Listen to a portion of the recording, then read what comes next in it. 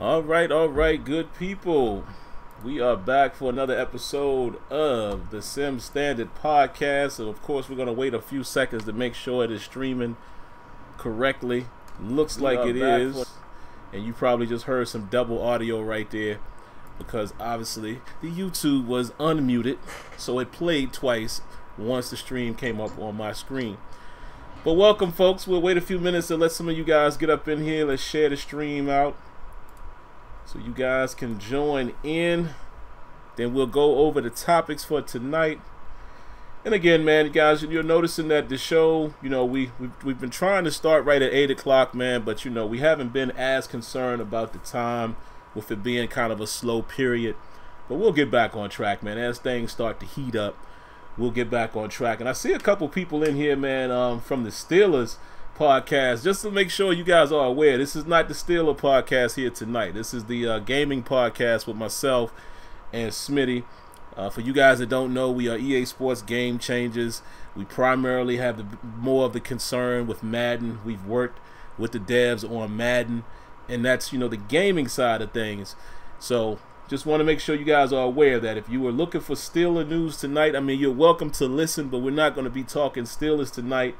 Yeah, I'm not going to be commenting to any of the Steeler news per se. But even though we might talk a little football here in the beginning, Smitty and I usually talk about our football teams. I don't know if Detroit, what am I talking about? I do know that Detroit has made some moves. Particularly Jesse James is out there. So we'll let Smitty give his quick thoughts on what his team is doing so far in the preseason. They've grabbed, what I'm talking about, preseason. In the offseason here with free agency, they have grabbed a couple good guys. So I want to hear what Smitty has to say about that. I may stay a small piece about the Steelers, but then after that, we'll dive into the gaming stuff. What we're going to talk about tonight, man, is very simple there in the title. We want to talk about the Madden 20 rumors and speculation. I'm going to say it right now, but I'm going to say it again when we get to it. This is all speculation. Smitty and I have no idea if what this stuff that's come out, if any of it is true. Of course, if we did know, we couldn't tell you anyway. So I want to make it very clear that we're just going to speak from a speculation standpoint. Of course, we have sources and things like that. No, I have not been to EA this year so far, but when you do what we do, you sometimes hear information. So again, I got to be very careful with how I approach this. I don't know if any of this stuff is true, so we're going to speak from a pure speculation standpoint on the information that is out there and whether or not we think it's a good idea or not. But then outside of that, we're going to let Smitty head this talk, the Division 2. I haven't copped it yet, but Smitty has been playing it since, I believe, Wednesday or Tuesday. So we definitely want to let Smitty give his thoughts on that. And then whatever else comes up in the chat. We will run until 10 o'clock. I got to do a hard stop, guys, because, I've been getting away from stopping at 10 o'clock. Of course, you guys know I have to commute in on Friday, so it's imperative that I stop at 10, get my butt in the bed, and wake up at 5 a.m. to travel to Washington, D.C. But anyway, Smitty, man, how was your week? And how are you currently feeling about, the moves that your Detroit Lions seem to be making? Well, I like the moves that they made here because, the thing is they're spending money. Yeah. That's one thing that we've always been, looked at negatively. Like, we don't try to spend money, we don't try to get talent, or talent don't want to come here. We're always getting serviceable players instead of trying to score some major points and get some major players over here. So to see that, and see, the funny thing is a lot of heavy recruiting from the Patriots. You know what I'm saying? Yeah.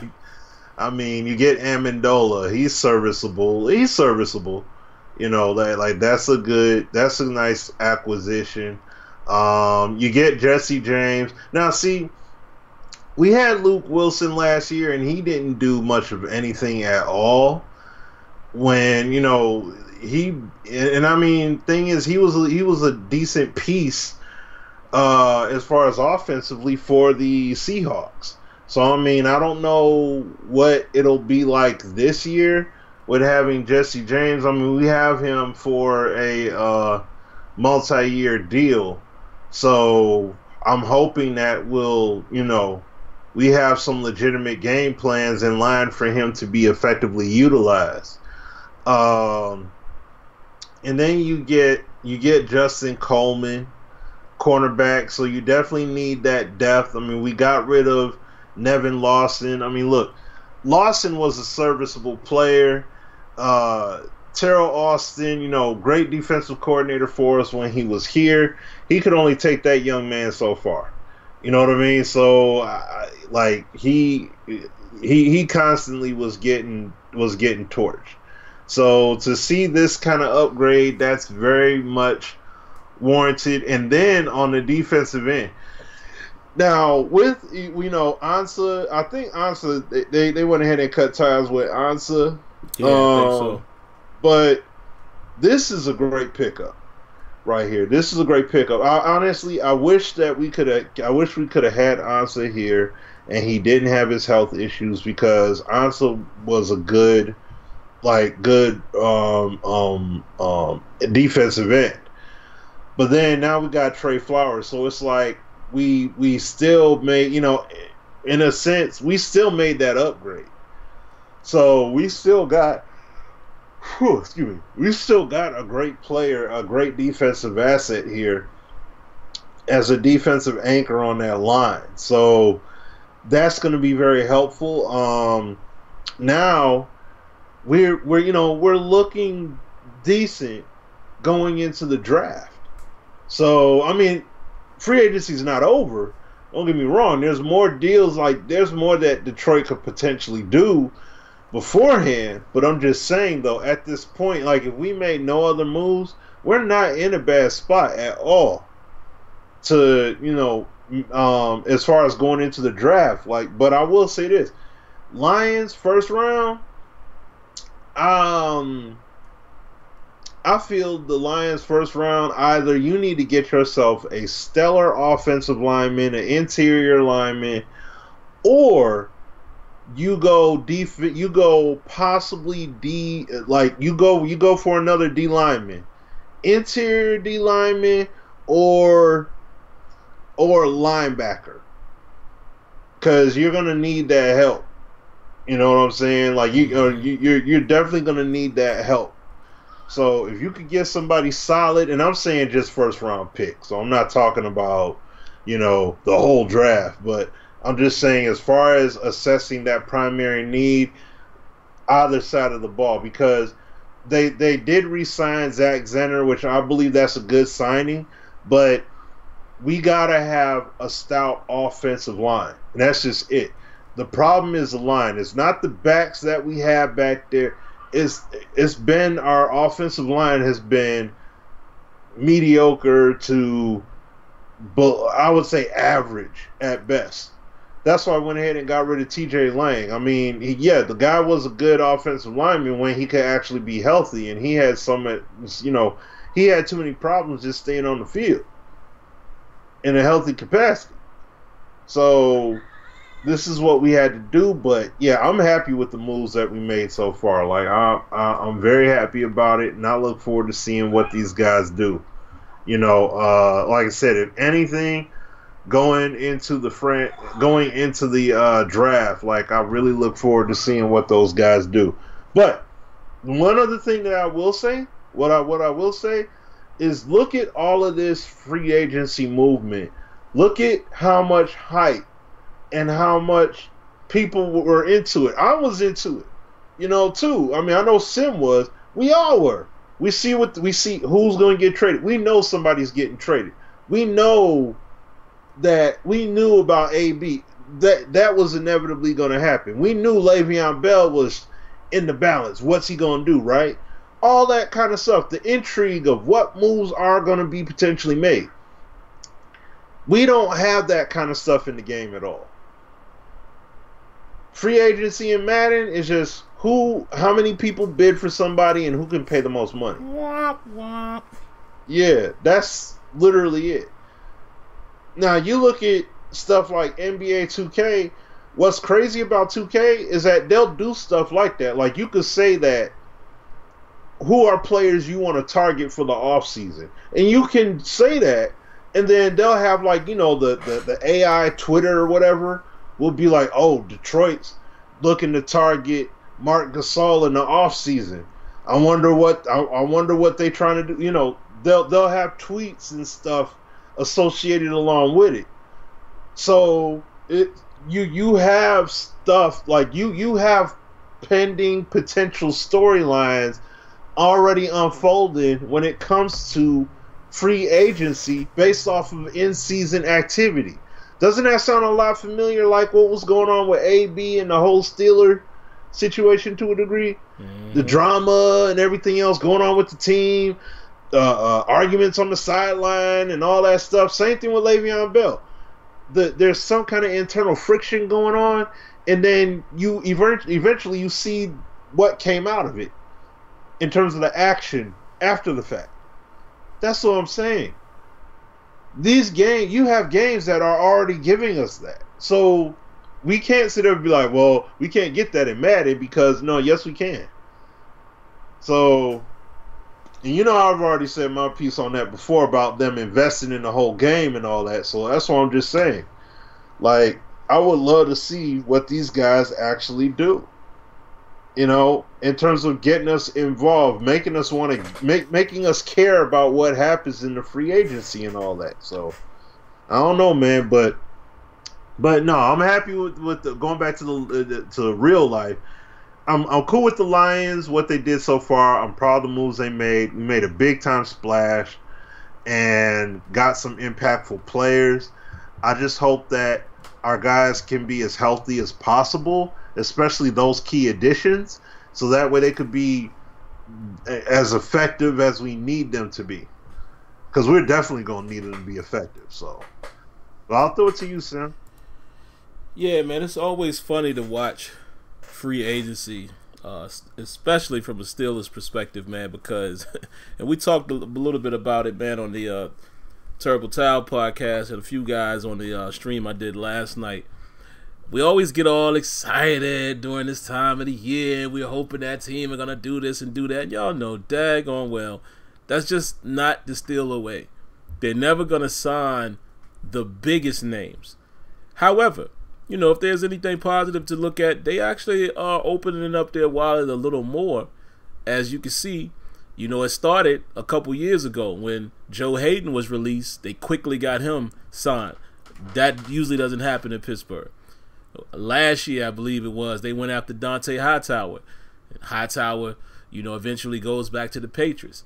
This year, they were in the market for another cornerback, and Bradley Roby even said, yeah, the Steelers, I had a 3-year deal on the table. I turned it down only because I want to, you know, he basically is following the Tyrann Mathieu blueprint, took a 1-year deal with the Texans for $10 million to prove himself, and he even said it himself. You know, I'm still young enough to try to prove myself and get the contract next year. Great. And then they ended up signing Steven Nelson, you know, and we'll have to see how he pans out. You know, I think what I like about that guy is, you know, he's very scrappy, he's physical, you know, he makes big plays and he gives up plays, you know, but what cornerback doesn't? You know, it really comes down to, can he turn into a consistent player opposite of Joe Hayden? I think there might be some promise there. And then, you know, I like the signing of Moncrief. You know, Dante Moncrief, 25 years old, you know, and you look at the production he was able to get in Indianapolis. You know, obviously his production is going to go down a little bit being in, you know, in Jacksonville with the now released Blake Bortles. But the thing is, man, I know we lost some 2 key players. It sucks. We had to get rid of AB. We know the situation with Le'Veon Bell, and it's crazy. Now that the real numbers are coming out, Le'Veon Bell's deal, he would have definitely made more money with Pittsburgh, and even the guarantee, now that, you know, they're really breaking it down. Because what a lot of people don't know, and I'll be the first to admit, I don't always know this either. So I pay attention to people, you know, who do salary cap analysis, and, you know, some ex, you know, GMs out there and ex agents and things. And, you know, I really watch and study these things. And now that the numbers are really surfacing, Le'Veon Bell's guarantees was really only a few million more than what the Steelers were, because, you know, we actually had it wrong. I thought the Steelers actually only guaranteed Le'Veon Bell the $10 million, but in fact, the $10 million was a guarantee, and then they, from what's coming out today, is there was a $10 million signing bonus on top of that, which would have essentially gave him the $20 million, and then that's why they said in the first 3 years he would have made $33 million. In the first 3 years, well, first 2 years he would have made 33. In the first 3 years he would have made $45 million with Pittsburgh. So it is what it is. You know, I don't fault him for what he was trying to do. It's just, I just feel like it kind of sucks because he left some money out there. Definitely now missing that 14.5, not playing on the tag, and you know, his deal with the Jets not being the one that broke the bank. But at the end of the day, man, your team got to move on. You know, there's errors. You know, that maybe that era is over now. The Killer B era is over. Now, you know, it's time for us to, you know, dive back into getting to know our team a little better. And I think, you know, having a guy like Moncrief, and I'm sure they're going to, you know, recruit another receiver. They got some young, talented receivers on the team, man. You still got Juju Smith-Schuster. I think James Washington might come alive. Maybe, maybe not. I like Eli Rogers. I saw they re-signed him. He's healthy now. You know, and having those little scat guys like that, Eli Rogers, and even what Switzer was able to do for us, and Vance McDonald, I think they're going to be okay. And I'm curious to see, like Smitty said, man, what do we do for now? I think it sets the Steelers in a good position right now. They've addressed cornerback. They don't necessarily have to go that route in the first round. They have a receiver. Obviously, he can't replace Antonio Brown, but it puts you in a position to where you're not forced to go wide receiver and or cornerback in the first round. So I think it puts us in position, man, to get one of those inside linebackers who are out there, especially with having 10 draft picks. You know, it might be a possibility for them to move up. So we'll see. So now we wait and see what happens. But outside of that, man, yeah, you know, the Madden stuff, lame is the name of the game, it seems like, man. So we can actually dive right into that, Smitty, man, into the Madden talk. Well, before we do that, let's get this one out the way, Smitty. NBA Live 19, man. I saw online here that the game is currently $3.99. Now, I didn't look to see how much NBA 2K was. And, you know, because I know people are going to always use that comparison. Well, you know, games start to go down over time, but $4? It makes me wonder, Smitty, man, is NBA Live in some serious trouble? You know, do you think it's coming very, very close to them possibly being ran off the table, or do you think EA might stick it out and try to, you know, bang it out these next couple years? Smitty. No, I'm here. I'm here. All right.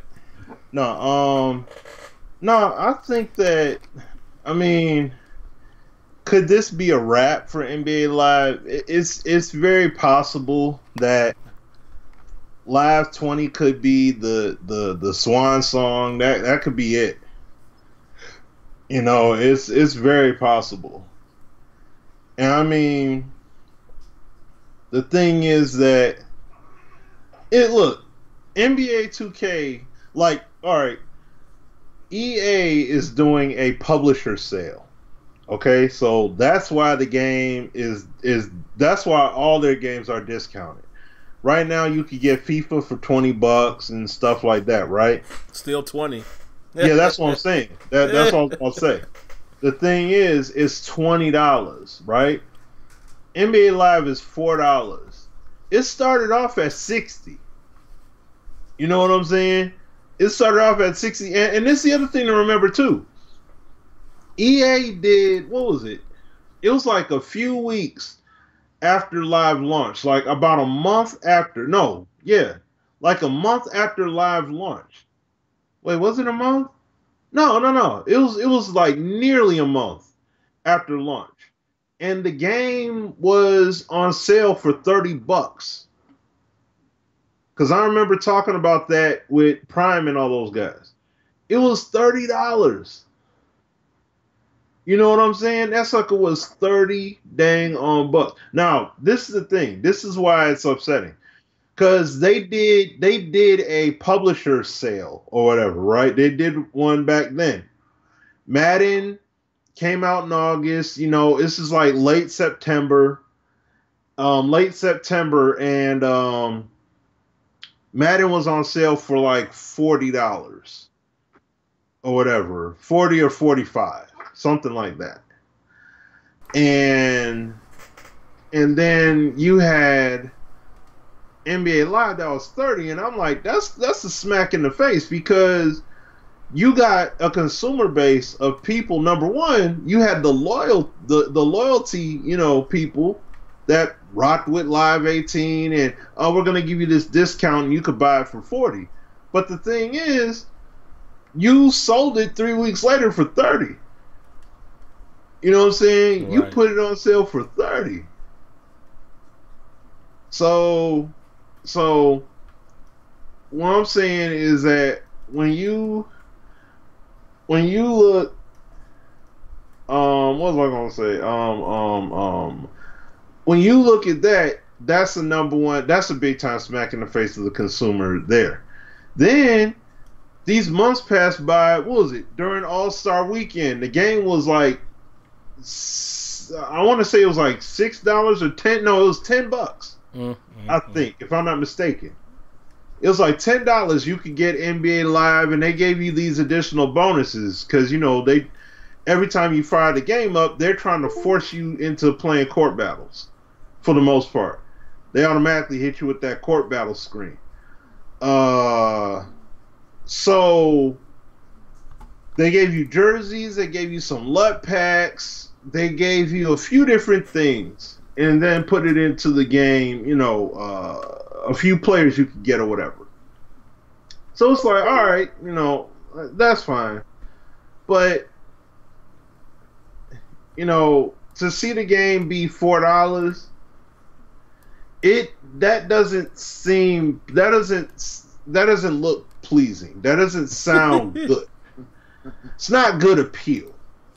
Right. You know what I mean? And like what Ironi is saying, these dudes have been patching this game all this time. I mean, all these updates, nothing but shoes and gear. We got like 30 to 40 gigs of update. Majority of that is shoes and gear. Shoes and clothes. Shoes, socks, and clothes. And stuff like that. I see my boy Nipsey Hussle in the game now. Yeah, that's what. Yeah. Come on, man. That's what I'm talking about. Shout outs to Nipsey though. But yeah. I mean, he doing his thing. But yeah, that's the stuff that's very disheartening. You know, and yeah, you put in these creator challenges and stuff, and I understand. I get it. You got these creator challenges and all that good stuff. That's fine. But there's nothing unique.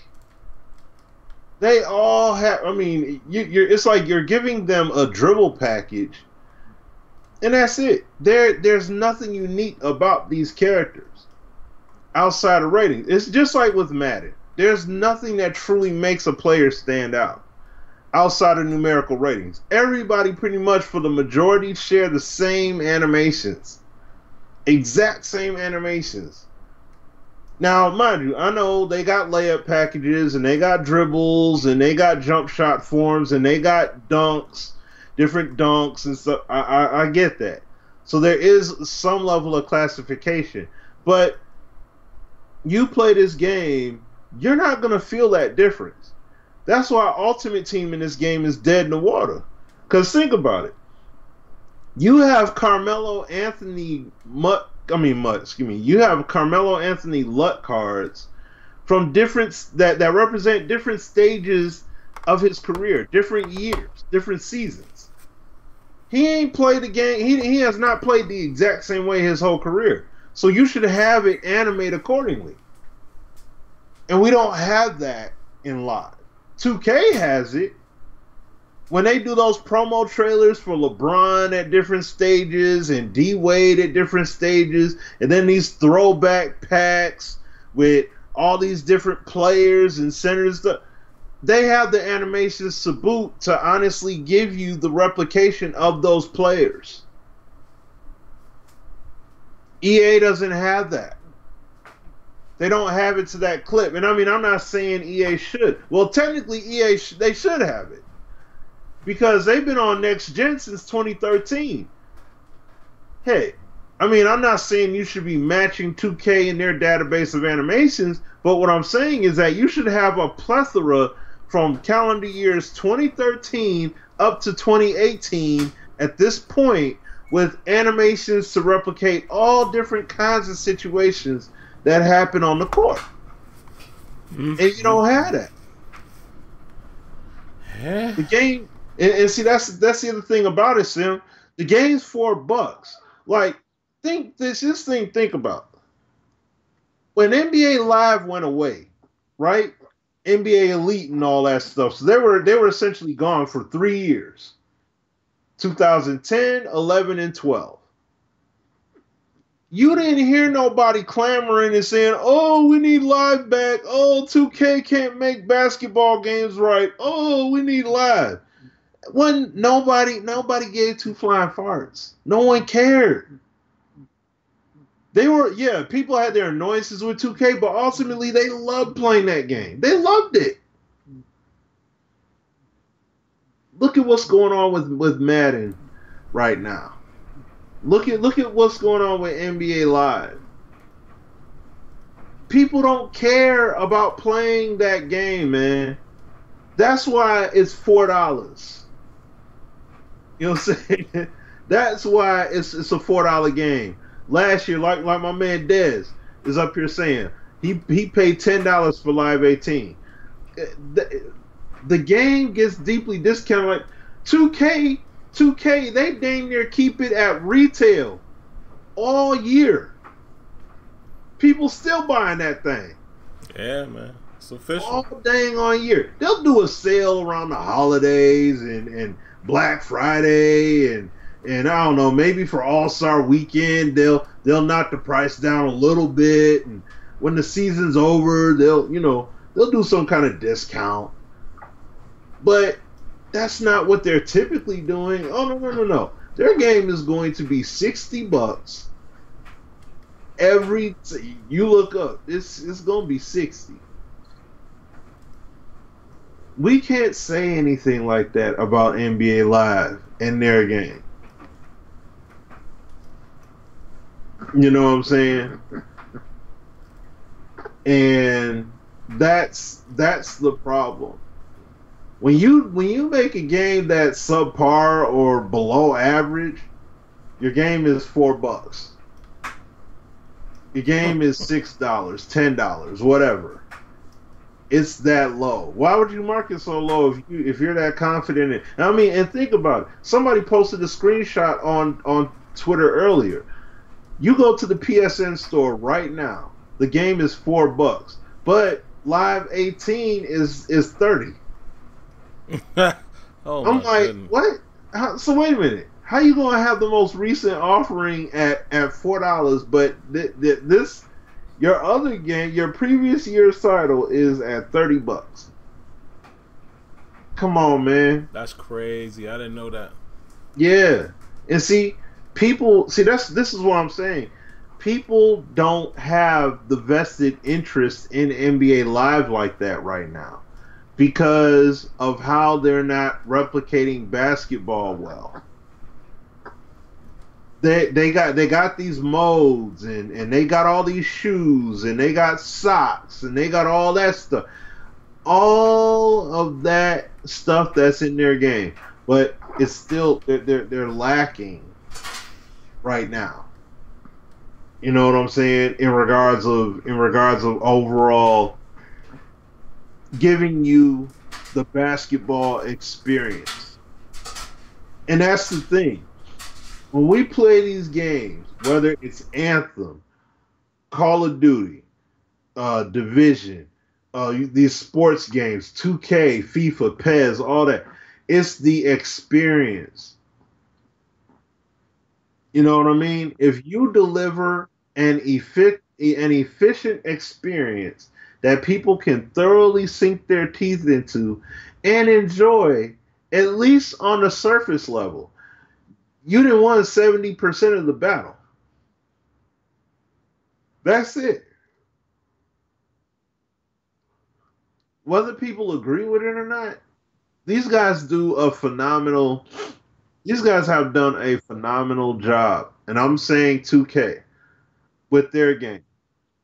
I'll even say NHL with their game, FIFA with theirs, PES with theirs, MLB The Show. OMG! I mean, you know, it's a game. I don't know if I'm. I mean, I know I've spoke with Sim offline and said like, man, I don't think I'm gonna mess with MLB The Show. I may mess with it. I may mess with it. I may. I'm not saying I will for sure, but because look, Madden put out that update today about fixing the fall forward glitch and all that. That's not saving face. That's not saving the game. I already deleted it off my console. That's only because that tournament coming. Oh yeah, of course. I mean, they have to fix it beforehand. But I mean, look, and I'm not saying that but Smitty, what about the mods? I thought you said the mods was on point and it made the game worth it. It does, but the part where I'm hanging my hat of frustration on is because I could fire up Madden 12 and get more. You know what I'm saying? And I'm talking about PS2 version. I could fire up, NFL 2K5 and excuse me, and get more of a package deal than what we got right now. APF, same deal. And basketball and soccer and all that. Whether the mode has not been worked on for years, which is the case of FIFA's franchise mode, or there may be issues with layouts and depth or whatever, that's what's said about PES. Either way, things of that nature. Nevertheless, you can look past that and deal with it when you have great gameplay. And you can do a great job at replicating unique players and stuff like that. Or even fictional players, like if you do a draft or something like that. You don't have any of that stuff with Madden. None. It's non-existent. And that's the big time problem. So when you look at NBA Live and you talk about, man, why is this game $4? Subjectivity is going to reign supreme. They're always going to think that, their game is the best and it's the hottest thing since sliced bread, but there's actually a big time problem. And they need to fix their game. And when it's not fixed, we're in this exact same rut, chasing your own tail. So, but that's why I'll go ahead and I'll make my point about about the live though. That's wild, but no, go ahead, Sam. Yeah, man, I don't have much more to add to it. It's like I don't know. I don't know if they're gonna still be around. I really don't. I hate to see it go, man, because again, for all of us that complain about Madden being the only game in the market, I just hate one game of anything, even though I think 2K does a great job. I mean, MLB The Show does a phenomenal job. They're the only baseball game. But even when games are good, I hate that there's only one option. So it would suck in that regard. And then two, it's even personal reasons why I hate to see it go. Again, I've told you guys that, my man K Spade is a dev there now. That's my dude. I've known K Spade for a good amount of years, and we're genuinely close, outside of just, this whole EA thing. We met through the Game Changer program, clicked the very first time we met. I talked to him offline. It ain't always about just gaming. So I would hate to see stuff like that. What does that mean for him? Or anybody else on the team? Do they get displaced? Do they lose their job? So, I mean, there's multiple reasons why I would hate to see it go, but the reason why I think we could see that happen is the same thing we say about Madden in terms of the dollars. You know, if the game ain't making no money, how long are you going to invest your time and your money in the game? So I hope they got a plan. I hope they have a plan for NBA Live 20 for multiple reasons, and we'll see. The sad thing is, and I know Smitty will echo this, is there's nothing to make me feel like I should be excited to see what they're gonna do. And that to me sucks. You know, you talk about, and I know Smitty shares this, you talk about guys and myself and Smitty that's been playing EA Sports, you know, a good amount of our gaming lifetime. You know, we were the kids that grew up to, you know, we were young kids, but, you know, we remember Bulls versus Lakers and all that, and, you know, like watching my older cousins play it and recognizing the games. Oh, those games that got that little yellow symbol on the side of the cartridge. Those are the dope sports games. I remember that. So when we was kids, you know, I remember that. I remember Bill Walsh football and thought that was a dope game. I remember all of that. I remember the PS2 and the PlayStation 1 days, and, you know, and speaking on live specifically, the live 95s and all that. We remember this as young boys. You know, I remember. So, obviously, though, we remember the time when the EA was the truth. And that's what makes it so bad, is like, it'd be different, Smitty, if we didn't know anything about them. Like, I use a perfect example, and I hate to bash on, you know, a game that never was. Well, I'll use a game that did come out and then faded away. That's a better example.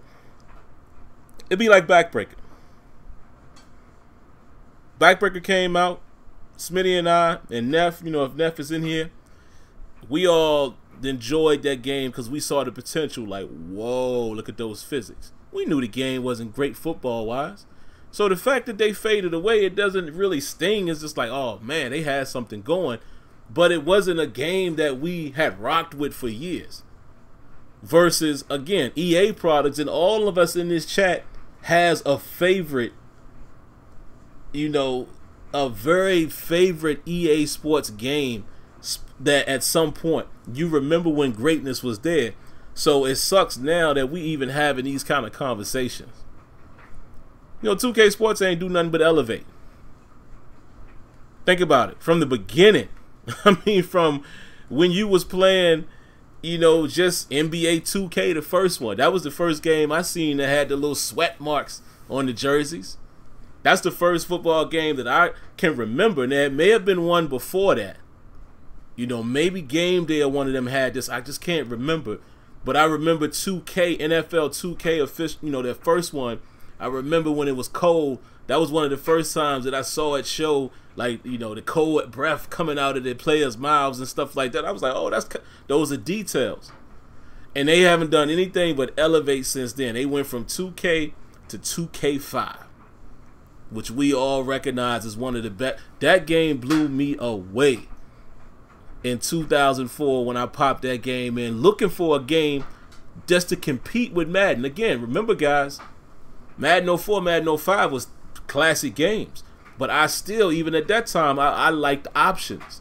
So I always was trying new games to see if it could compete with Madden. So imagine my surprise when I played this NFL 2K5 ESPN football, pop that bad boy in there, and the presentation looks just like NFL Sunday Night Football. From Susie Kobler, I mean, all of that. Guys riding the bike on the sideline. I was like, yo, blew me away. So that's our point, man. It hurts some of us guys that grew up with it. You know what I mean? Like, oh man, it hurts that Live ain't still around. NBA Live at one time was the truth. You know, but that's all. That's kind of how we feel about it, man. It sucks. It really sucks, but I don't know, Smitty. I don't know if these guys are going to be able to stick around, man. We shall see. But we can move on to the next topic. I see Brett Lee wants to come on. We'll bring you on in here in just a moment, Brett, as we dive into this. Go ahead, Smitty. All right. I would say something I want to add on though to what go ahead. And see the thing is that, you know, like when we talk about these games, NFL 2K5 and all pro football and game days back then and all that stuff, right? We talk about those games because, and we bring them up currently because of what Madden doesn't have. It's not nostalgia.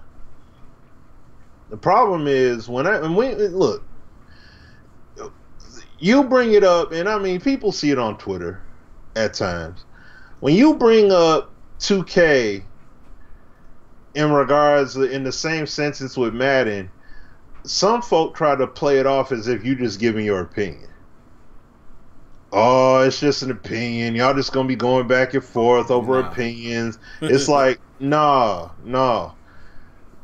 The gameplay is telling it right here. Oh, that's just their opinion. That's why they feel that way. They just no. Like, I keep being told, you know, when I talk to some people, they keep saying it's nostalgia. When I talk about Madden and old features, it's nostalgia. It's not nostalgia. It's this franchise mode is better than what's out now. Look at the depth that this old franchise mode in Madden 06, 07, 08, whatever, 2 generations of gaming ago, is better than what you have today. Right. That's not, and I can show you. It's not. I'm not feeling nostalgic. This is just facts. It's upsetting facts. It's embarrassing facts. But it's facts. It's truth. I don't know how many 2K football now is just one example. That's a Madden player right there. You would swear all up and down, all he plays is 2K and all he ever will play is 2K. No, he'll play Madden, but Madden actually has to be worthwhile to play. It like, you have to have your breakout game, your generation defining title, to let you know that, you know, letting everybody know that, oh, this game is here and wow, look what they did. Madden hasn't had that since PS2 days. You see what I'm saying? And when you look at NBA Live, and Live's in the same boat, so don't get it twisted.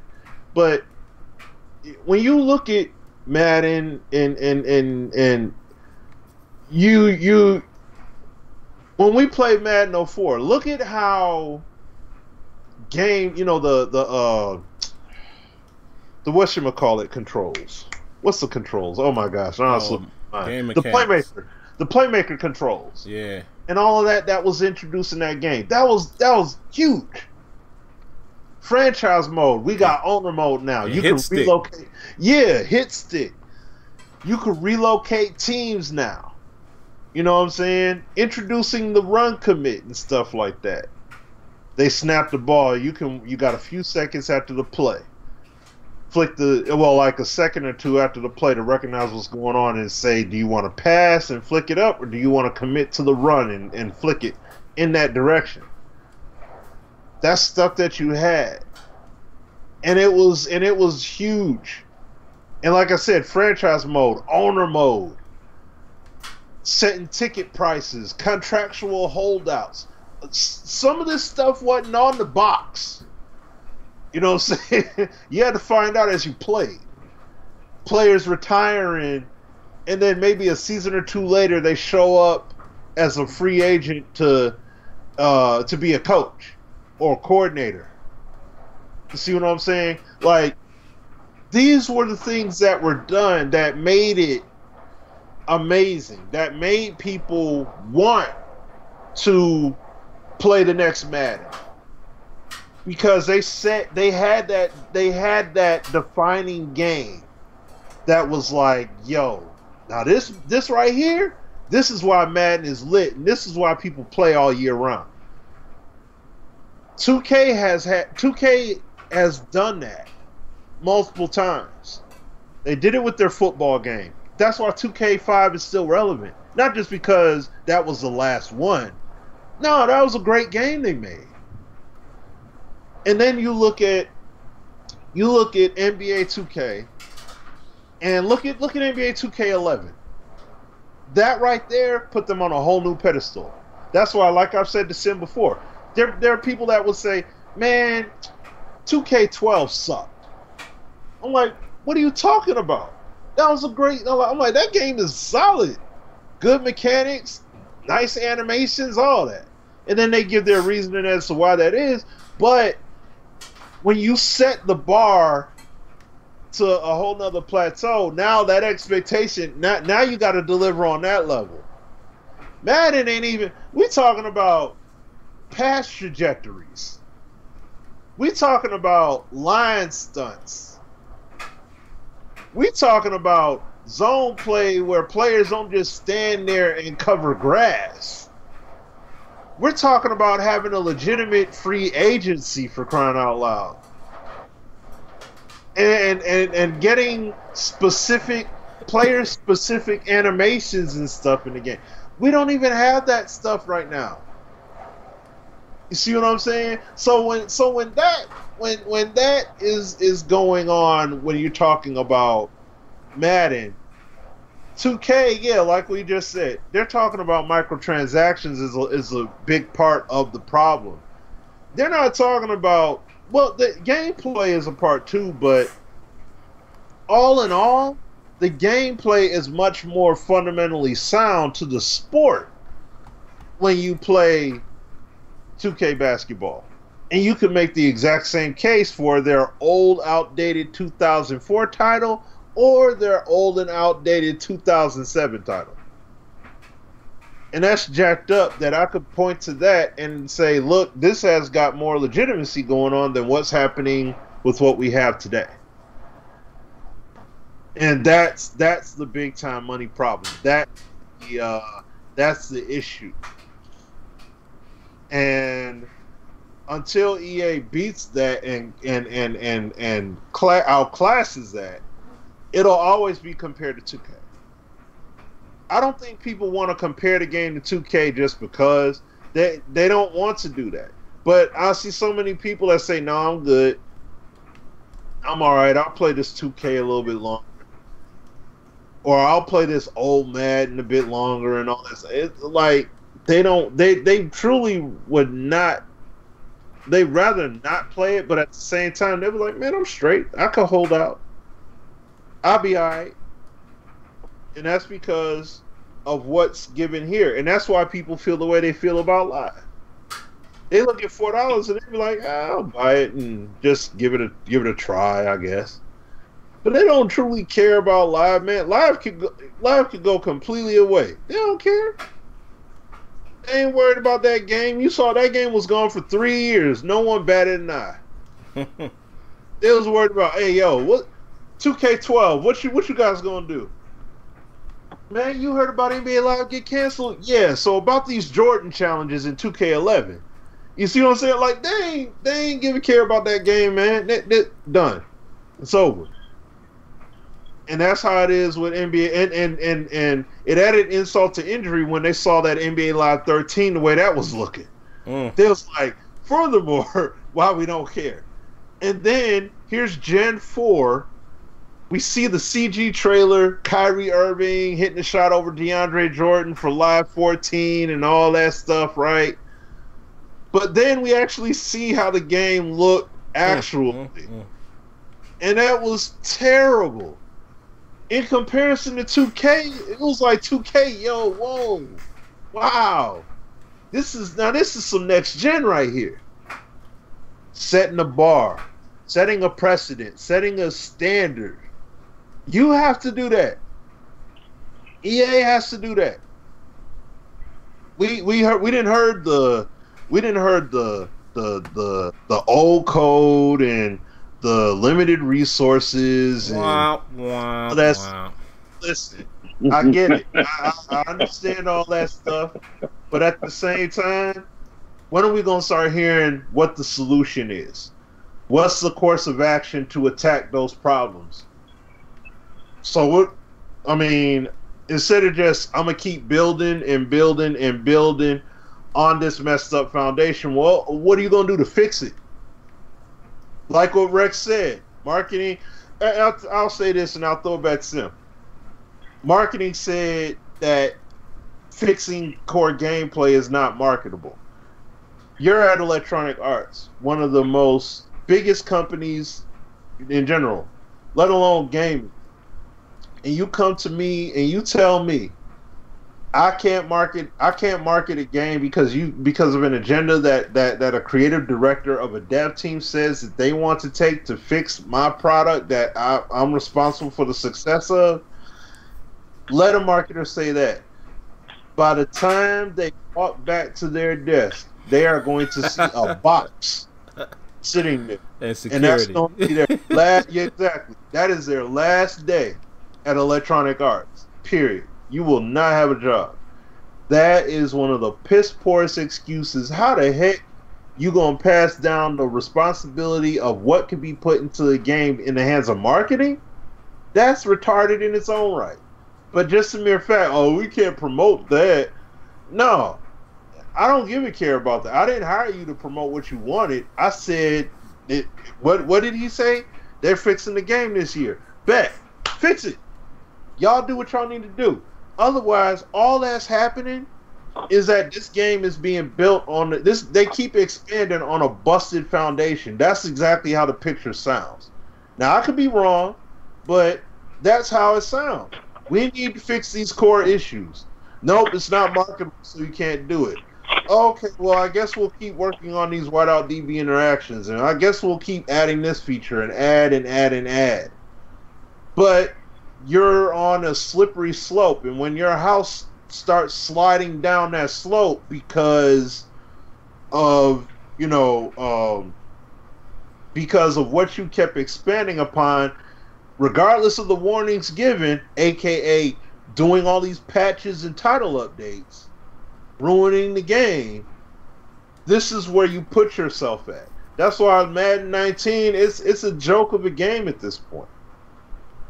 Even with the mods and stuff on PC, it's like, yeah, it's cool, but the novelty of that dies down relatively quick because of all these problems, the litany of problems that are in there, and playing other games, playing better quality games. Red Dead Redemption, Division 2 that's out. You know, that'll be out in a minute for some people. Well, for everybody. Playing PES, playing FIFA, playing NHL, playing 2K. Like, you play these other games and then you go back to Madden, it's a smack in the face.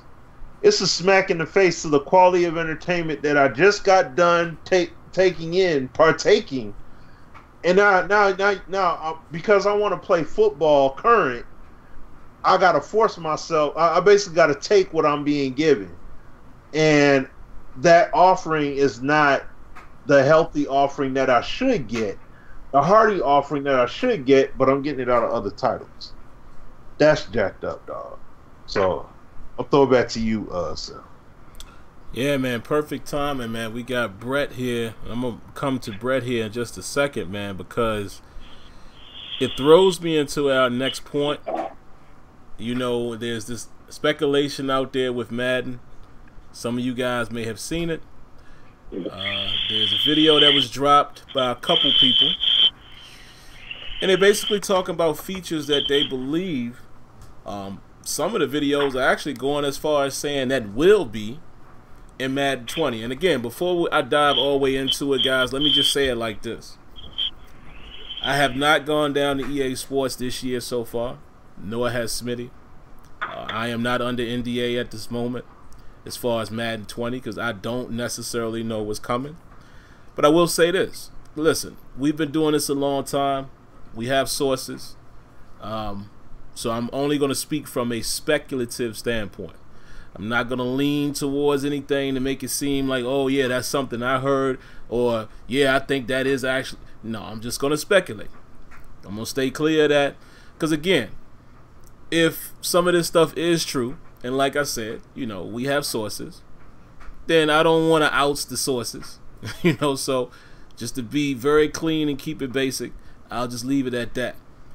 But what I want to find out, man, and definitely I'm going to let, you know, Brett answer it, and then Smitty, you can chime in after that. I'll give my quick 2 cents real quick. I want to know, okay, first of all, the stuff that's being talked about. I mean, the main thing that I'll hit on is the 2 things that I take away from the videos that I watched would be obviously some type of career mode. Superstar is what I would expect. I would expect it to be a return of Superstar, which I think would be a great idea. Also, coming from those videos, there appears to be speculation in regards to player personality, more player likeness.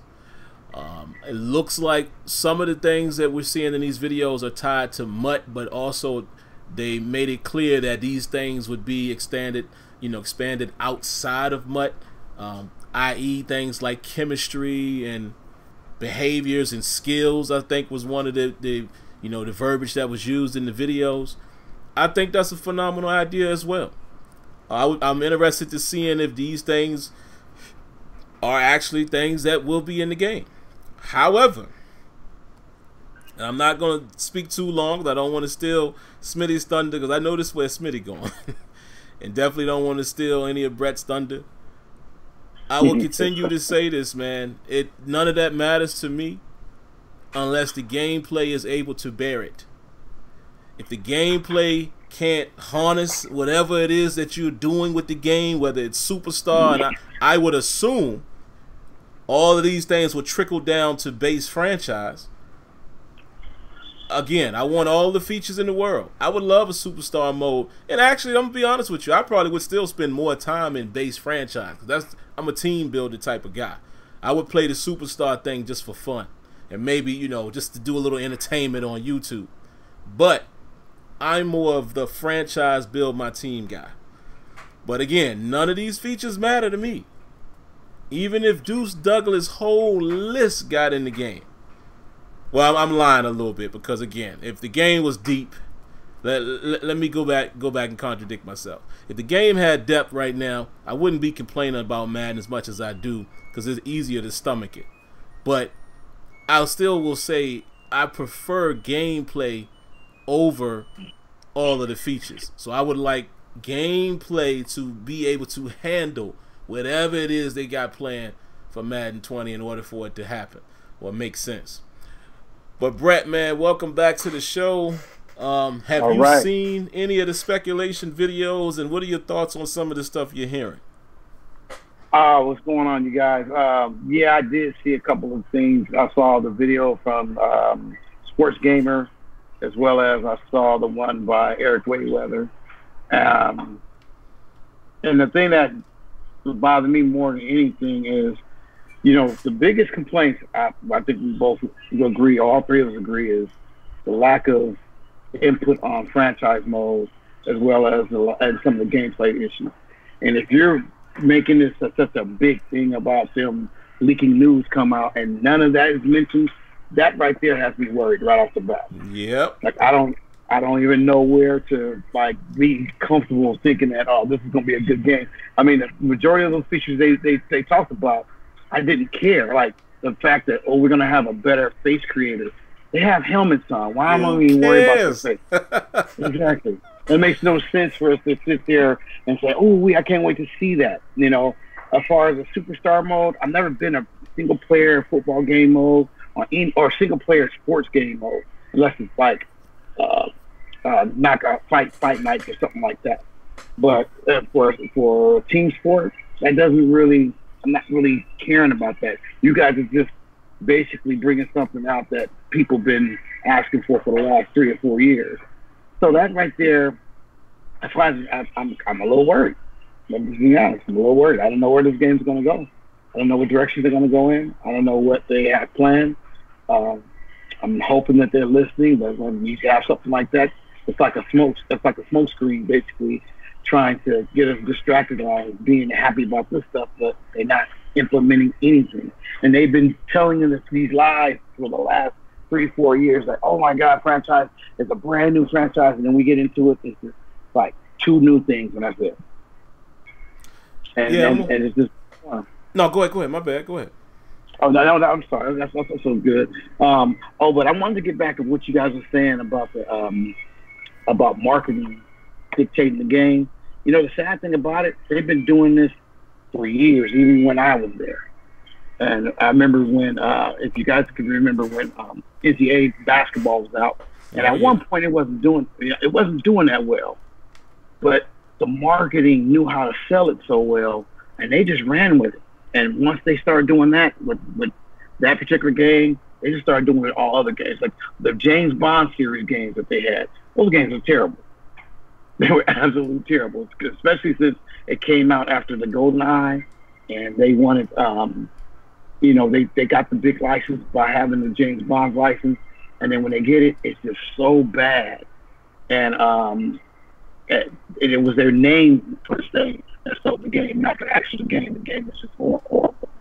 So marketing has been doing this for them for quite some time, unfortunately, and it doesn't seem like it's going to get any better for them, because that's what's selling their game at this particular point.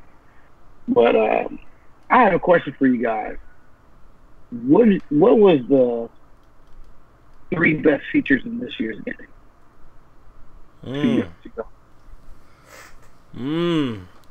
Let me think on that. Smitty, jump in, Smitty. You can comment on, of course, the topic at hand, but then, after that, if you want to answer Brett's question, and I'm going to think on that as well, the top 3 features of Madden 19. Interesting.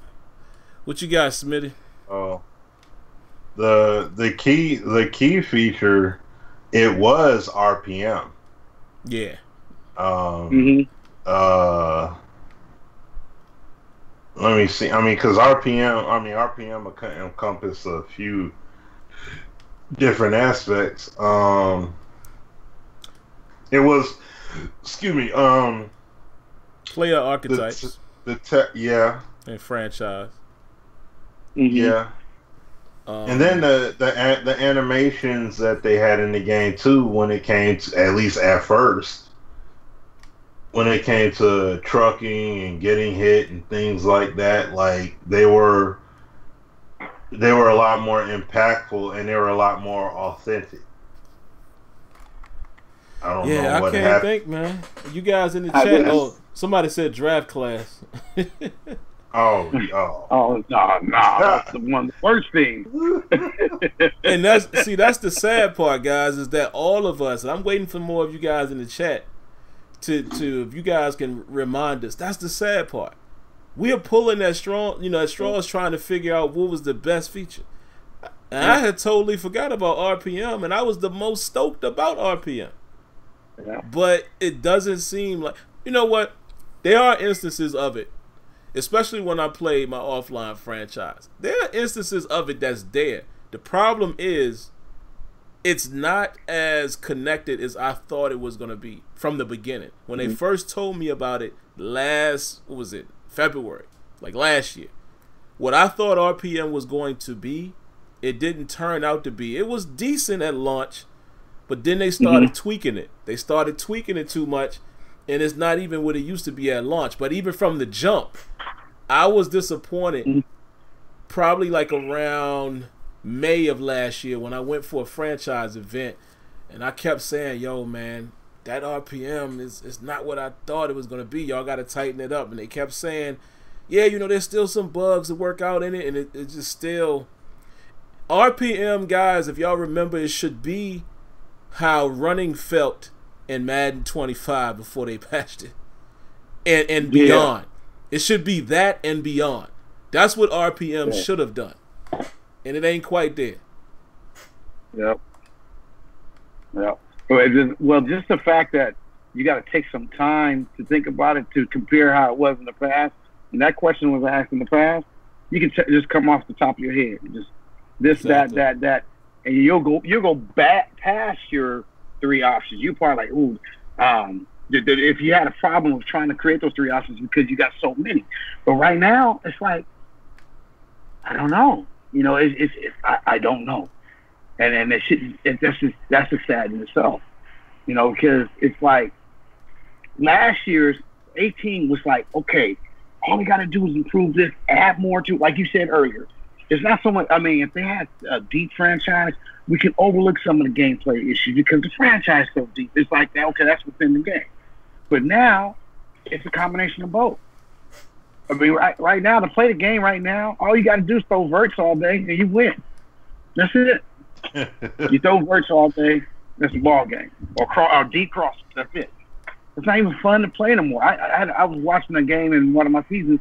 This dude he got a punt return. He started from the 40 yards, went all the way back to the 5, and ran a 95-yarder. Like he broke the game that bad. It's like the 92 Sega Genesis Madden now, where you can spin all the way down the field. Oh no. Yeah, doing that because the spin move is like absurdly overpowered. Exactly. He was. RPM should dictate all of that. That's what I thought it was going to do. Yeah. I mean, I like a good spin move. Don't get me wrong, but that shouldn't be the end of all ends. I mean, juke should be more of a deceiving move than the spin move. Spin move should not be that dominant. It should be one spin move, maybe a spin and a half after that. And that's it. I shouldn't be able. I've done 80-yard runs, and I spun about 4 times to get to the 80 yards. Man, I'll never forget. And I can't remember. I think Smitty was there that time. Weren't you down there when Alfred Morris was in the studio? Yeah. Right. That's what I thought. I couldn't remember if it was you or Azure. I remember him specifically saying, "Nah, man, you get tired after you do those moves." He was like, "Why you think when we break out, we do a juke or two, and then he said, I know on TV people are like, yo, you should be able to." He's like, "Nah, that take a ton of energy out of you. Every little hit, every spin, every juke." And I remember then he was telling the devs, and as were we were all saying, basically me and Smitty and other people was like, "See, you hearing it from an NFL running back." And we were campaigning at that time, you have to lose stamina. Matter of fact, I'm not going to take all the credit for it, but I'm pretty sure that session is the reason why finally now you started losing fatigue and all that when you do spins and jukes. Smitty would agree with that because we was pounding the table like, dog, listen, Alfred Morris is right here. He's in the studio telling you, nah, it don't work like that. We dead tired after a spin of 3 spins in one run. Nah, ain't gonna be no house call after that. Right. And you can't even do a double juke in there. What happened to the double juke? Like if I go left, right, left, or whatever. You can't even do that. It's one juke. That's it. Because they made them 2-man sequences. Yeah, they made them 2-man animations. That's why. Because remember, Sim, when you, me, and Azure were at the studio. Now this was on Gen 3. Matter of fact, we was there, and they were playing NCAA 14 at the time. Remember we was playing and we messing with the controls and everything, doing the spins, doing the jukes a little bit, and we thinking we doing a little something. And then Vic, Lugo come in the room, and he did some ridiculous left right juke, and then he just all analog using the combos. He's like, "You using all them combos?" He's like, "Yeah." He's like, "I put all them combos in." He's like, "Y'all better be using them thing." He's like, "Look," and then he just got on the sticks and he did some sick stuff with it. And I'm like, okay, yeah. I'm like, a hesitation spin into a juke. Like, what in the? Yeah. It was all chained. It was clean, man. Yeah. I remember that. So it's like, and that's what I'm saying. And it wasn't tied to a 2-man anim. It wasn't like that was going to trigger if you were to do that kind of move. I mean, they had the one animation where it's like they'll reach one direction and then fall the other. But outside of that one animation, everything else, it wasn't like you automatically got pulled into it. Mm-hmm. It was still up to what the defender did against you to try and stop you. Yeah, that's what I'm saying, man. So, dude, it's This is a part of it that's disappointing. And understand this, guys. I'll say this real quick, because I see some guys in the chat. A few things they're saying, like Rex was not all about button mash by any stretch. You got it. Yeah, I'm like, you got it twisted big time. He was not about button mashing at all. You also, like I said, just like with any other job, you're told how to do stuff. You know what I'm saying? Just Remember, like what he was the face of Madden. Remember that. He was the face of the product. Yeah. Just listen to what I'm trying to tell y'all. Just like what Sim just said. Alfred Morris in the studio.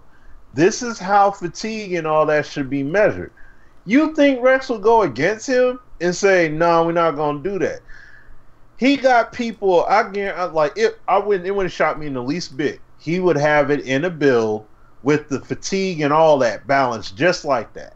And then somebody gonna have something to say. No, tournament gamers are gonna whine, and casuals are gonna go ape nuts because they want to be able to do 8 jukes and 50 spins on one play and all that. So it's like, guess what? He got to turn them knobs, make those adjustments, and he got to go by what he's told at that point. Even though he's creative director, but he's still being told what it is that has to be done. That's the jacked up part. It can't be just make it, launch it, and then see what happens. You know what I'm saying? Like, be able to stand with confidence behind that. Like, yeah, we had Alfred Morris come into, like, I would have loved to see Rex. And see, I would have loved it if he could go in the studio, put that in, have something like that in the game. Go right into the studio and just be like, I mean, not in the studio, but go on a live stream once the game launches and be like, yeah, you know, he's like, so what about people that feel a certain way about the spins and all that stuff? He's like, well, we did have a few halfbacks, especially Alfred Morris. He had came down to the studio one time and he talked about blah, blah, blah. What's somebody going to say then? You know what I'm saying? Like, you had a legit, you got a valid NFL player who's up here telling you, like, no, this is how it is for these guys. You know, and I went back, and I'll throw it back to you guys. I went back and I watched the Madden 15 stream when they were going over the gameplay features and all that stuff. And the key thing that Rex was going for was, like, telling people, the game's going to be more challenging this year. Go into the skills trainer. Go into the practice fields. Understand these mechanics. Understand what we added. Some people will have difficulty with. Like, that's the curve. That's the ride that Rex wanted to take everybody on. You see what I'm saying? And he had that internal conflict with higher ups and things like that in regards to trying to make that happen. So what's he supposed to do? He can't override them. He's trying his best to reason and say, like, no, I'm here to make a football game. What are you guys saying I can't do this? Or what do you mean it should be like that? Like, no, that's not how it works. And then you see what comes out. Yeah. So it's crazy, man, because when I'm gonna tell a quick story about when Rex left, and it is what it is, man. If somebody hears this and they get upset with me, but before I do that, it's not to say I don't think we're not challenging what you're saying, Marvis Hood. I don't know if we're both on the same page. What we're saying is, from the standpoint of Rex, at least in the time that we were there with him, he wasn't for button mashing and stick skills in a cheesy way. Like, because I don't think there's nothing wrong as well with stick skill and, you know, having more mechanics and buttons to do what you want to do, as long as it's in the confines of realism. So I guess that's where we're drawing the line. We're not saying that he may not have said that, but I can almost guarantee you that it wasn't from a cheesy standpoint, you know, like a pick up and play type of thing. A lot of what you saw from Rex, especially, you know, as he started fading away last couple years, that's corporate talk, man. You know, he's the creative director. He has to get up there and sell the product. You understand what I'm saying? But we had personal conversations with these guys all the time to at least what they told us. Now, if they decided to say one thing and tell us another, I can't control that. But I don't believe that it was coming from that type of, let me just fool him, but I'm going to really feel this way. But the quick story that I would tell, man, about Rex, and like I keep saying, man, since I've been down and I just see the difference of how marketing and internally how things work versus how people's passion works. I remember I happened to be at EA last year when Rex, addressed the group of us who were there for an event and informed us, I mean, like it was like a gut punch. He comes in there and tells us that he would no longer be with Madden.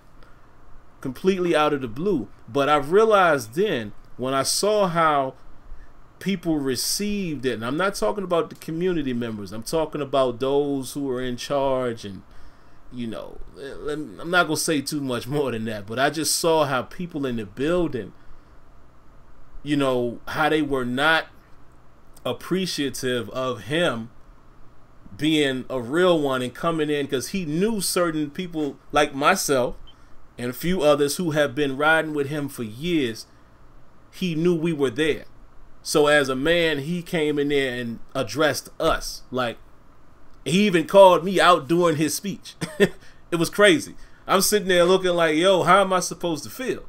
He basically calls me and says, Sam, we came in at the same time. We've been on this ride together. I actually, requested you guys to come in. And then he goes on to tell us, and I'm sitting there like, okay, what am I supposed to say now? And I appreciated that from a man's standpoint. Like, he knew some of his guys were down there, so he wasn't going to forget what they say. I'm going to go down there and I'm going to bust up in the event and I'm going to tell my folks, look, I'm about to be out. But like I said, I got a chance to see how other people, how they didn't like that. They didn't prefer him to come in the middle. And I was like, oh, okay. I see how y'all get down. So that's why when me and Smitty, when we say a lot of things, guys, again, out of respect, we're not going to go too far. Because obviously if we have some type of connection with EA, then as real men as well, we're honoring an agreement. It's certain things I'm just not going to spill because it ain't my place to. But at the same time, these are the kind of things that we see, and it's the same time. It's the reason why I keep telling you guys, I don't know if this is going to happen, but I'm going to make sure y'all are fully prepped. It could be a day that the services of SimFBallCritic is no longer the direction we want to go in. I wouldn't shock me. I don't know that to be true. I'm just saying, looking at what I've been kind of investigating and watching over the last year, maybe the views and values don't align with where I'm trying to go with it. And I'm not gonna just be just there. I promise you, I'm not doing that, because I got into this thing to make the game better. I was just a voice on the internet, happened to get heard, bumped into Smitty, bumped into Azure, bumped into some other guys who had the same mindset. We created the Sim Standard, and Smitty and Azure and I were the last men standing out of that. We kept the movement going, got invited into the building, had people in there like Rex, and there's still a lot of people there right now that still see it the way we see it. But if as a whole, as a corporate company, if their vision is going totally left field, I got to go back to the right side.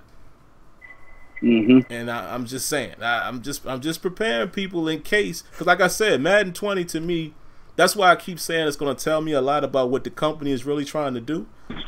And if it ain't aligning with what my values, man, as far as what I want to see, I'm not just going to be there just to be there. $60 don't mean that much. No. I'm just saying. So it's a headache, man. It's a shame that we got to keep talking about this. Yeah, it is, and I mean, you think that they would try to listen to just a smidgen of what we got to say, considering all the effort we put in trying to give them information on improving the game, and it just seems like they just want to go and do whatever they want to do, and it makes you frustrated to the point where it's like, why even care? You know, you put the writing on the wall. I need to move on. And you know, it's sad. I got 31 years into this game, and for it to end like that, that's not cool. Oh, and speaking of which, I see somebody in the chat saying basically let the cat out the bag, and Rex probably left because of this and because of that. I did confirm, and I told y'all as much weeks ago. Rex is under NDA. Okay? I think Rex's NDA will be expiring this year. And we'll see what happens at that point. I'll go ahead and put it out there. I would love I've already, entertained the thought. I don't know if it will or if it won't, but I would love for Rex let's have a real conversation, whether he wants to do it live or whether he wants to be pre-recorded and I throw it up whenever he's able to talk. And again, please don't run asking him. Don't do any of that. Let's respect his privacy. The man ain't thinking about Madden right now. I'm just letting y'all know that is what I told you guys a long time ago. Just knowing how corporate works. Obviously, when you part ways like that, there's a handshake agreement. There's a signed agreement. Okay, hush your fuss until X amount of time. So, just want you guys to know that because I've seen people say, why hasn't Rex come out and said more? Well, there you have it. Okay? But it's going to be expiring, so maybe one day we'll be lucky enough if he wants to share this information and we'll find out exactly what went down. So, there you go. So, were you guys trying to come on for EA Play this year? I don't know. It depends, man. It depends on where my excitement level got to be high for this Madden 20, man. I'm gonna be honest. Yeah. Because at this point, it's other things that I got going on, and Madden is really not even. You know what I mean? Like people think this is the misconception with Smitty and I and other game changers. People think that, oh, you guys get so many perks, and we do. We get games free and stuff like that, and obviously, it's a direct connection, and we could probably speak to some people that you guys can't directly. I get it, but at the same time, it's not just a party. All these years, me and Smitty have wives, and Smitty has 2 kids now. I got a young son, and we might be, we might be thinking about trying for a little girl. I mean, the point is, every time we are away from our family, like I don't know about other people, I hate being away from my family. Like my son, particularly. I mean, obviously me and my wife, but we're grown. If she had to go somewhere a couple days, it's all good. We talk to each other, FaceTime, hi babe, I see you later. But my little man, I take that very seriously. Like I don't like to be away from my family. I prefer to do things with them. So every time we've had to go to EA for a week, or out to EA Play for a week, or here or there, what's the point? That's all I'm saying. Yeah. What's the point? People got to understand, you're coming from all the way on the side of this country. Yeah, man. It's not like, I'm only 2 hours away. I'm only south of there, so I can just shoot up there real quick. But for you guys, that's a long distance, and you got to, like you said, you got to be there for a week. You can't just come up there for the 2 days and leave. You got to, it's a big preparation for that, so, and if it's nothing worth you doing, I just read the little release that they're saying about how it's going to be different this year. I guess it's going to be Friday, Saturday, and Sunday, not Saturday, Sunday, and Monday. So it's going to start Friday night, then all day Saturday, all day Sunday. And they said there's not going to be a press conference, less talk and more play. Okay. And see, Smitty knows this, especially if I happen to go through EA, because the years that I've gone through them. That's what if it's on Friday. I'm out there on Wednesday. If it's Friday, Saturday, and Sunday, then I'm going to be brought out there on Wednesday. Yeah. And then probably leaving late Sunday night or Monday morning. Yeah. So, yeah, man. If Smitty made a point early on this show, I know he don't mind. I mean, earlier before we got on, I know he don't mind me saying this, but we're at the point now where, of course, we're going to always give our feedback. We're happy to be a part of the program where we can have that direct connection. But how Smitty and I feel now, we don't necessarily got to be at these events and all of that, because it really comes down to, number one, what you put in the game. But we've seen in these last 2 years, it really comes down to what happens after the game is released. That has become the more important thing, because in the last 2 or 3 Madden releases, the game has been pretty decent before and right at launch.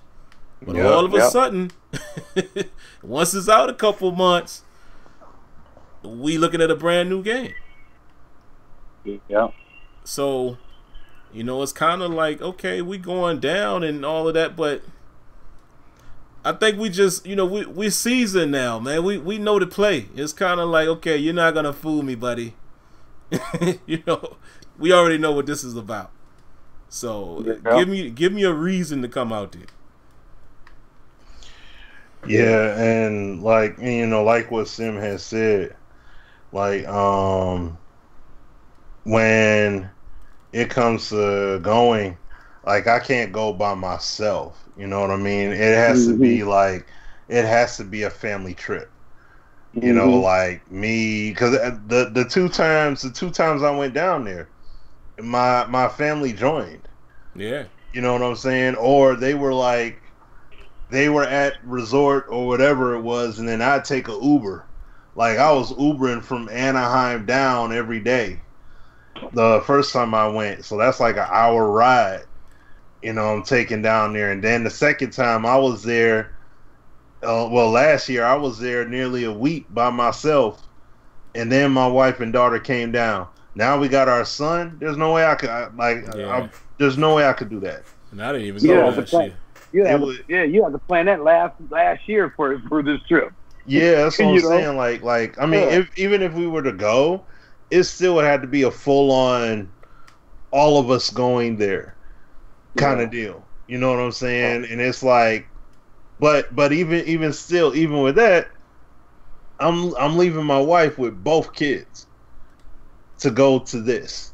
So it's like, if I'm gonna do something like that, it's got to be worthwhile. Number one. Secondly, I feel EA should have to pay for that and fly us out there, because instead of you know, that, because I mean, look, I've seen people, families, they families and their friends and their friends all up in the same hotel.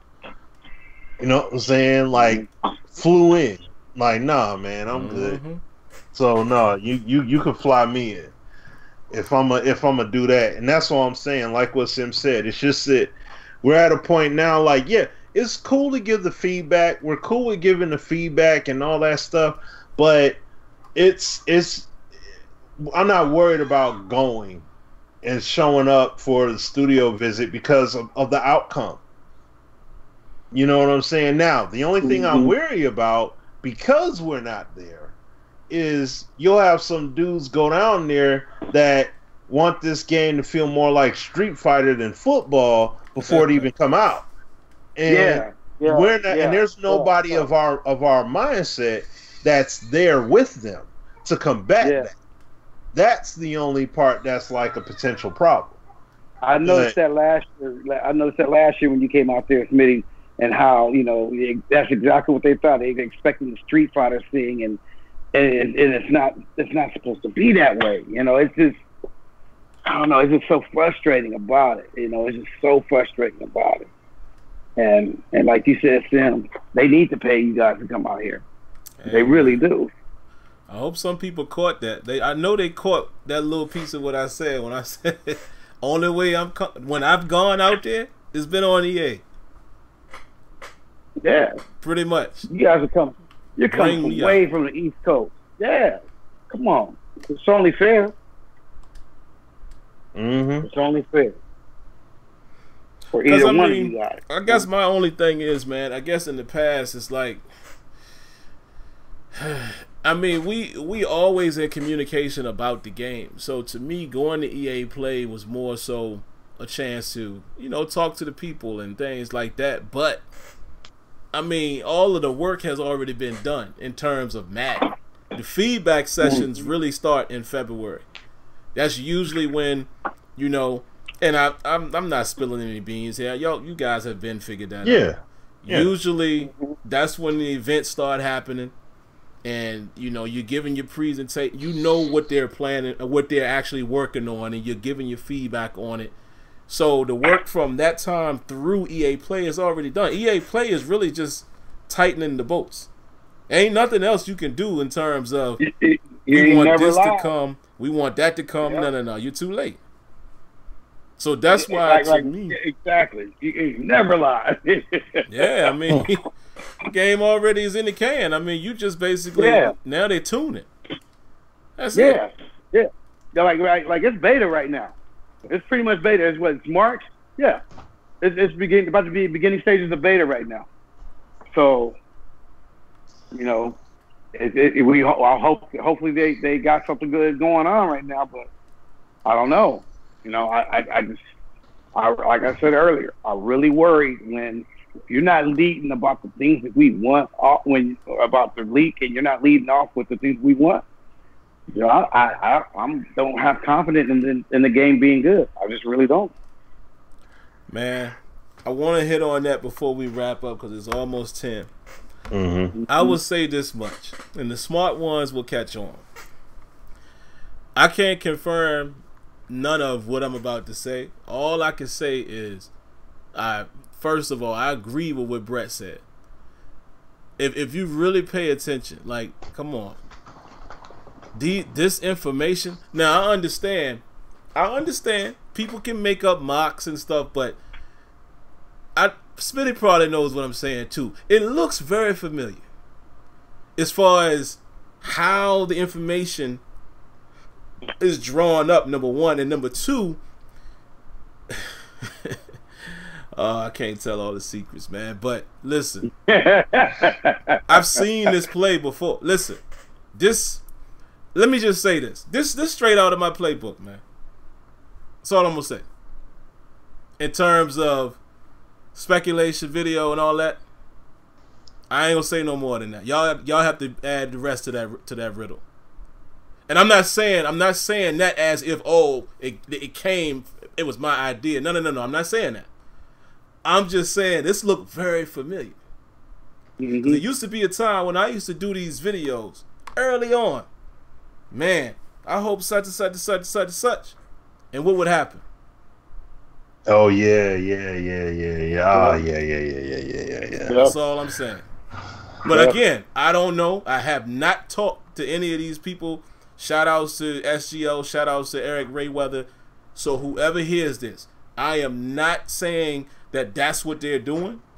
I'm not saying any of that. I haven't talked to these guys. I'm just saying, from how I used to get down, it was recognizable. Like, okay.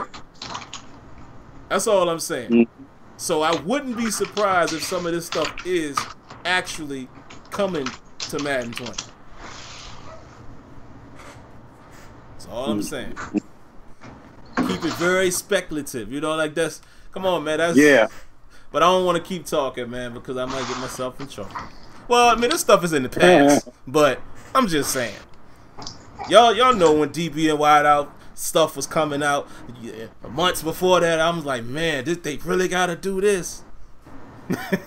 And the next, I already knew it was coming. Come on, man. I mean, that's marketing right there. I'm gonna keep it 100. I don't know, this is marketing. Because then you get people saying, oh man, he always knew what was coming. No, I just knew how to play off of information that I knew about and still present the feedback in a manner of, this is what I hope is coming. And right now, I have no idea. So every video you see from me right now, feedback-wise, I have no idea. These are, I'm not telling a story. I'm not trying to walk you down a path. I have no idea what's coming in Madden 20. Not the slightest idea. So even though I just said all of that, anything you see from me at this moment, because I got some feedback videos coming, it ain't one of those situations. Like, don't read into it and say, oh, Oh, he's asking that. Maybe nah. Listen. I'm back to just giving straight up feedback and hope that some of this stuff is being addressed. So there you go. Just looks familiar. That's all I'm saying. Just look familiar. That's all. Yeah. And great. It would be great if if these things are actually in Madden 20. Great. I hope so. But the gameplay better be supporting it all. That's all I know. So. Yeah. Well. 9:58. 9:58, man. We're going to go ahead and get off here. But before we do, everybody get their last words in. Brett, man, anything else you want to say before we roll? Something a little. Okay, a couple things. One thing, who you guys like in the March Madness tournament? Oh, I have no idea. Yeah, I was about to say, I don't watch college basketball enough, man. I'd be kidding myself to act like I would. I would like to see. And I know this is kind of a cliche answer, but I would like to see Duke advance. Yeah. Pretty deep, because I really want to see what this boy is all about when the pressure is on. Because I'm looking at it right now. This is his first game back. Oh man, he's looking phenomenal right now. He's looking absolutely phenomenal right now. And I want to see how he handled it. Yeah, man, I want to see him in some pressure situations, because Duke really just big boy a lot of teams. But I want to see is he the guy? Is Barrett the guy? Or, I just want to see them in a tough situation and see how he, either way, he's going to the NBA and all, and I think he'll have a decent career, but I want to see it from him. I want to see it's the same way some of y'all probably will laugh at me, but again, it's the same way I felt about Vince Carter. I knew Vince for just being a straight dunker and a ferocious player, so I wanted to see what else he had, and when he got in the league, I was like, oh, okay, Vince, I ain't know you could do that. So that's what I'm waiting to see from Zion. I want to know if he's really the man. I want to see him in these pressure situations take the game over and stuff like that. So I hope they go far. But other than that, I have no idea. Yeah, because I'm not gonna lie, I haven't gotten into college basketball since like the Vince Carter days. To be honest with you, that was the last time I really got into it. It's just not the same. I just don't look at basketball the same. It's unfortunate, but that's how I am with it right now. So, but I just hope that more people can start speaking up on not disrespectful comments, but constructive criticism on what this game needs. I know it's been some people talking about it, but the louder we get, the better chances we have of things getting put in that we want. And to see it in other games that even EA developed, aka Battlefront, Star Wars Battlefront, we just need to make sure our voice is heard, and hopefully we get what we want. Because at the rate it's going, I know that some people probably think that they're waiting for the PS5 and that's when they're gonna come out. But if you don't have a good audience for when it comes out, it might not matter. So I don't know, man. I just hope that we can have something. I'm tired of having these disappointing conversations every time we come on here. I want to be excited about some stuff, but it is what it is, man. You know what? Before I throw it to Smitty to close out, I'm gonna throw something at Smitty. I know he gonna laugh at this, and I'm sorry, guys, because it's kind of putting you guys at a disadvantage because it's sort of an inside joke. But Smitty, you remember what we was told some years ago? Which game was gonna be the game? You remember that? when somebody says, "Shoot, by the time we get to Madden so and so, oh yeah, we there." I don't know. We at that number, Smitty. I'm here. No. What was that last thing you said? I didn't hear. You remember when we was discussing with somebody in the studio, and he was saying, "Oh yeah, by the time we get to Madden such and such and Madden such and such." Those gonna be the ones. We at that number. Yeah. Oh yeah. Ooh, that's the only thing that's giving me hope is, and we have no idea to know if they still follow the same path. But if what we were told some years ago is true, we might just be seeing something in 20. That's all I'm gonna say. I don't know this to be fact, but again, Smitty remembers that conversation, and we fell apart in the studio that day. It was like, oh man, Dan, because we like, what about this year, that year? Yeah. So it would be very hilarious, and I mark my words. If this game turns out to be anything great, I'm going to tell y'all how long when we were told that, and some of y'all gonna be like, man, you got to be kidding me. Oh. But again, I mean, the plan, and well, I mean, Brett knows that from working there. The plan, they always know what's coming. But yeah, oh yeah, we'll see, man. I'm not confident, but we'll see. We'll see what they got, because I'm at this point now. I'm like, you got to show me more than I have to be excited, because I just don't believe it. Please prove me wrong. I don't believe the hype. Yeah. All right, man. So we're gonna go ahead and close her down. Smitty, what you got at before we roll out? Shoot, I ain't really got nothing much, man. Just appreciate everybody coming through and being on the show here today.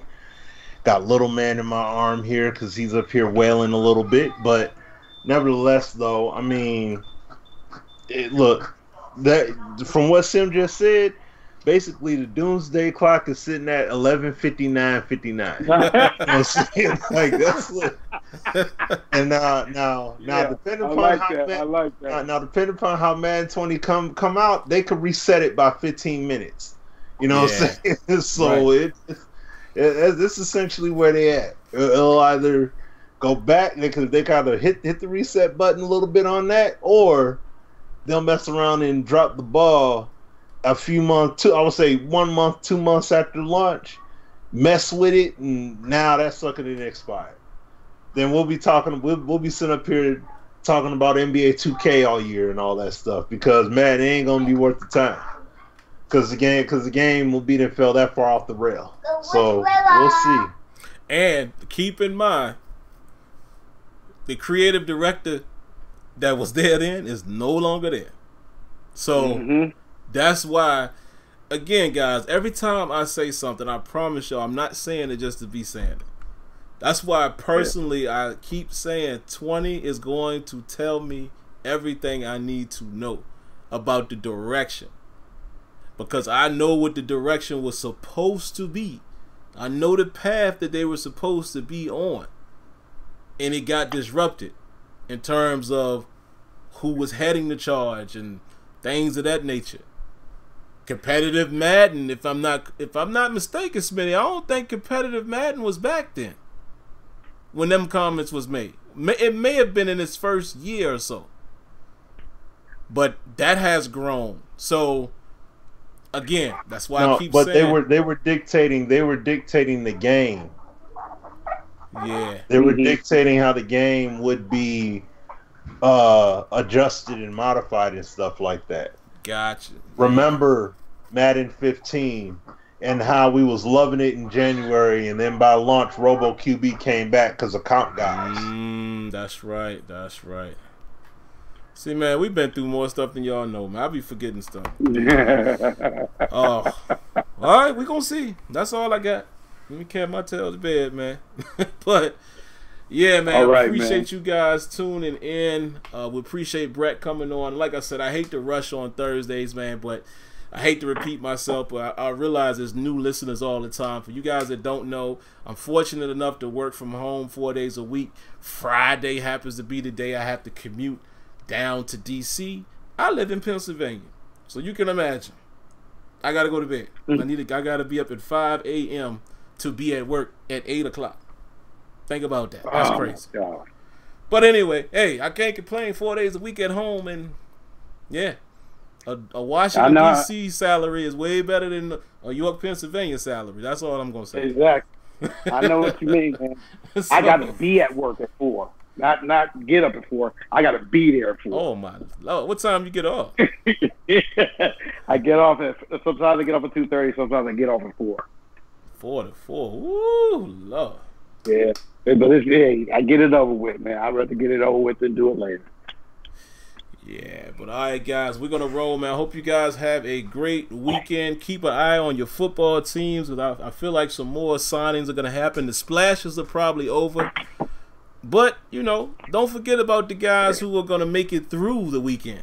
You know, they might be contributors on your team as well. So I'm getting excited for the draft. But we'll be back next week, man. Let me stop yapping and get off of here. Appreciate everybody joining us. We'll catch you guys next week. Y'all be safe. God bless. And have a good night. Peace. You too.